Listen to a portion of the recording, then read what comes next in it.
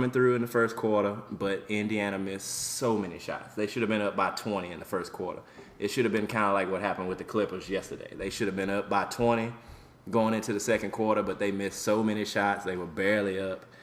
But all that to say, I think the pressure that's on the Heat and the way they responded today, then you have a guy like Haslam who's just willing to just show up. He'll show up once a week, and that'll be enough. And besides that, LeBron will come out there and get 40 like he did tonight, and he'll win them games by himself. And as long as Wade is upright, they're going to the finals. And that's kind of where I stand. It's more the rest of the teams left than the Heat. Yes. Because Boston's just got their head between their I wish I could. Their ass with the Sixers. I mean. And when we talked about it, we did think the Sixers would play hard in every game. But really, when two? This soon? We could give them two. It should have won 3. Right. So it's more the field than my belief in the Heat. They're just better. But I think it's more the rest are just worse. So the momentum they have after today, watching that game, I mean, 40, 18, and 9, I don't care what the era is. And today's game was, like David Stern, I don't usually care too much for him. I don't care too much for his press conferences. But he got up on something and said, I'm tired of flopping. And now all of a sudden, there's a whole lot less flopping. And you see 6'8" guys acting like 6'8" guys instead of 5'9" guys. And you see real physicality. You see real playoff. I'm going to the goal, and I'm serious about it. And I'm not finna try to Karl Malone my way up on a bunch of fouls. Kobe did that the other night. But. Like, yeah. I'm not gonna act like I got shot every time I miss a shot. I'm about to play because I'm playing this like there's no refs, and I gotta make it. And that's the way basketball should be. Right. And then the refs intervene when something's out of hand. That's the way refs are supposed to be. Instead of you're supposed to be playing the team you're playing against. You don't want to dictate the game. Yeah, you're supposed to be playing the team you're playing against, not the refs. The Laker game. Right, exactly. That game 3, but we'll get to that. Yeah, the thing with Miami about today's game, and disclaimer, I did miss the game, but that strikes me is, people have been talking about, like, okay, without Bosch, it's like, the other Miami, whatever you call them, the Flotsam and Jetsam, somebody's got to step up and, fill the void, because LeBron and Wade can't carry this team. Well, today, they did. Yeah, because they're... No, they can. Yeah, in this type of climate where everybody's kind of defining legacies as the legacy is unrolling, you already have those type of questions like, what if they lose this? What if they do this? And that'll be one of our questions coming up. The next one. But I don't think it's if anymore. I really don't. I don't see them beating whoever comes out of the West unless somebody completely out of bounds comes out of the West. Right, and it won't. It's one of two, and they're on a level now without the Heat having Bosch. And Bosch is out. Right, no, he's done. I mean, they haven't said it out loud. A word about him since he went out. The inside scoop is that he's shot. Yeah, he's done. And that sucks. But it sucks for him, his playing career for now. But he just had a new baby. Go home, enjoy time with the newborn. And Bosch, you just see you're not getting that ring this year. And that said, like you mentioned, that next question.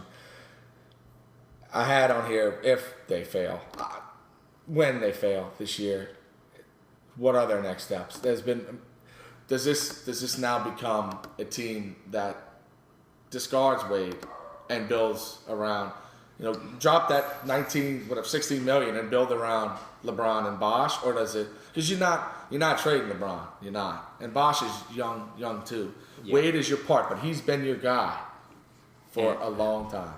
And the purist in me and the old basketball person in me says, you put that team together and you got in the bed with those guys. You got to stay in the bed with what you got in the bed with, because on one hand, there was a lot of criticism for how dare you go put this team together on free agency. But to me, on the other hand, I'd feel like if they gave up on it after 2 years, I would say, how dare you give up on it in 2 years? Because everybody did whatever they had to do, had whatever conversations they had to have, whatever begging they do to get these other guys to come play for free, to make it all work, they owe it to themselves to stay with it. At least one more year. Yeah. I think Wade is kind of the heart heart and soul of the team, and you get rid of him. It doesn't feel like you're going to have that nucleus, and they can always attract more cheap veteran talent. And speaking of that, even if they go out, to Indiana, next year, you ask somebody, toward the tail end of his career who can hit a three, you want to play for Miami? and They'll get him. I have an intriguing option for them that I'm pretty sure has been talked about is how desperate is Steve Nash for a ring? Point guard on that team. Yeah. I'm not saying that's going to happen, but he clearly quite a pay cut, right? Yeah, well, what would his role be? Point guard. That's it. But in the traditional sense... Well, no, LeBron does bring it up. That's why he wouldn't completely fit. But he's out there. And so do they keep the coach? He kind of feels like he's a part of the package, too. So unless he's really rubbing people the wrong way, like off the screen, and there's really issues like he's catering to LeBron a little bit too much and not to Wade, and that's what led to that little Wade standoff thing. That's just frustration. You want to see that, honestly. If it was just on the court frustration, and it's not, I've given up the team to this guy. If it's not that type of internal LeBron versus Wade thing, which I'm guessing that there has to be a little bit of that. Well, from what I hear, they hang out beyond the game. So and Bosch is the one that's off being responsible. Yeah. They look, there was a lot of Isaiah Thomas Magic level hugging when they got out of this game. Like Indiana missed that last shot. Haslam and LeBron, I saw. Yeah, Haslam and LeBron and Wade and LeBron, they were doing some relief, cheesing, like Olin Mills pitch a day type smiling. Like, we are so glad we made it out of this, and they went in on that together. Right. Yeah. I actually think that if the Heat flunk again this year, somebody's got to be a fall guy. And I think the coach will go. It's okay. He'll be the easiest one. Yeah. Because trading Wade is not what you want. Yeah, I just don't see that helping them. Because what are they going to get for? You can send them to Chicago and get Boozer. No, you don't. In who are you gonna get? Really? I mean, Boozer in a Chicago style medium pizza with one topping, and it can't be pepperoni. Like, it's got to be. You don't want Boozer. Deep dish is good. It's good, but what if the one topping is not pepperoni? Yeah. I don't know what they can get. No, they're gonna want Noah? Are they gonna get that? No, he wouldn't. No, Thibodeau would never give up Noah. I wouldn't think so. That's his. Because they're at the house because he's hurt. Exactly. That's another conversation. Oh no, we had that last week. Yeah. But all right. But they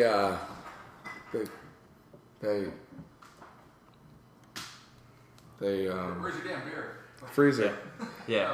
But no, if you think they stay with that. I mean, I understand the concept of having to have a fall guy. Maybe it's Spo, but who's gonna coach him? I don't think. I think Dwayne Wade was like Pat Riley's first draft pick, so I don't think Wade's going anywhere. And you can't trade LeBron. And Bosch, as they're finding out, is pretty valuable to what they're trying to do. Well, I think you're out. So, well, he does a better job. Well, he covers for what they lack outside of Wade and LeBron. Right. But what they did today was kind of what they should have been doing the whole time. They kind of took turns. Like, they had periods of time where Wade was sitting down, resting, and LeBron was going into super LeBron Cleveland mode. Like, give me the ball and get out of the way. I'm going to dribble 19 times and come up with a shot. Mm-hmm. And he was doing that, and then he would kind of fall back, and then Wade would do the same thing. And you're talking Wade, I think he made 11 shots in a row, and they weren't all dunks. Some of them were like step back threes, and you're talking about a guy that couldn't make a shot for months now, and all of a sudden, last game it was game on the line. He said, "Okay, if we lose, we're screwed. Like, we're screwed legacy wise. We're screwed from every angle you can imagine." No, they had to win today. They fell down 3-1. Yeah, and that first quarter they were not acting like it. They were knocking the ball off each other's knees, throwing the ball away, looking shook. Like, I don't want to shoot this. It was like the last 2 minutes, LeBron style, but it was the whole team. Right. And okay, enough of the Heat. Yeah. And we could talk for ever, but 'Cause they're not y'all only listen to 15 minutes, so we better. They're not beating the West team, so it doesn't matter. Enough Right. about the Heat and their imminent failure. Right. And then speaking of the West, the Spurs, they pulled off 17 in a row now, I think. They play tonight, probably going to get 18, probably going to close out the Clippers. Chris Paul's clearly hurt, which Big time hurt. sucks because they could have at least extended this a little bit for my Thunder. But are they for real? Are the Spurs for real? Well, it sucks because you got that situation where they're playing damaged teams. So you play a Totally Utah agree. team that doesn't have talent in Yeah. any place Could where have they easily really not need even it. playing. And They're like a bad Memphis. yeah. That's what Utah And we is. begged for Memphis to win that Clippers series because in that final game, not only did Chris Paul get hurt, Blake Griffin got hurt, but it's not that Blake Griffin's great. He's just he's a lane hogger. He'll at least They still miss his presence. right. It's a presence there. Yeah. So Yeah, it's tough because they're so well coached. There's this illusion that they're old, which is awesome for them because they got one old guy. and that's what I alluded to last week was are they old? I mean, first of all Tony Parker's not, and then it's just Duncan and Ginobili. The rest of the team is and Duncan. Steven Jackson, but he's not even. But he's just like a guest star on that team. You got a situation where they're young in the right places. Tony Parker's top 5, and it's legit. He can shoot. Ever since he had that injury a few years ago, now he can shoot. Yeah. And That's a great injury. yeah, because that's learn. You gotta that's learn kind of jump shot. common. Like you start thinking, what if I'm never fast again? How am I gonna sustain? How How am I gonna score 18 points a game career, if I right. can't just randomly run under the goal and get 15 layups a game? Yeah. It's No, it's they're playing bad teams, but they're well coached. They got talent. They got depth. They got dudes who stand around and wait for the shot, and when they get it, they're gonna make it, and that's a recipe for winning titles. yeah, and I'll say that again, as I mentioned last week. I don't watch them, so I have no idea. I'm going on who they've beaten and how they've beaten them and when they've beaten them. They're clearly for real at a certain level, but other than the best team in basketball, I'm even unbiased. I don't think so. I really don't. It's close. Yeah, I can't put them there yet. What they're doing is fine. It's not great. Like you said, Utah is Utah. I mean, I can't name. Millsap. Jefferson. Right, exactly. Al Jefferson. Right. Didn't I do this I last mean, week? no. Boozer's gone. Darren Williams is gone. But they got Sloan is gone. They just got a bunch of weird, goofy. They do. I didn't know you were still in the league. Type Right. And so I'm not going to discredit what they've accomplished, but I'm not crowning them either. No, I'm not going to crown them either. I mean, you ask, are they for real? I take that to mean, are they winning deservedly Legitimate. at this point? I'd say, yeah, absolutely. But, I look forward to seeing them play Oklahoma City because I don't think those threes are going to be open as often with a team that's that young and that quick. And they do play defense. That's the dirty little They secret do. about OKC. Yeah. They do And- play. All 5 guys on the court. Yeah, and they're showing that, against a team with 2 big guys, and the Spurs really only have 1, they can, let them get their points and rebounds down low. It's not going to matter. It's still going to win the damn game. Especially if you got a bad coach for the team that got the 2 big guys, and the big guys don't get the ball for an hour and a half. How did he get that job? He got that job. He's in the right place. That's at the right another time. conversation. You should have picked. You got a phone call from an LA Oh, zip my code. God. You didn't pick up your phone, Harold. It's your fault that he's the coach because you Anyone else? you would have to buy some suits now Yeah. with some yellow ties, and you wouldn't want to do it. Anybody else? But you could have been over there. Wow.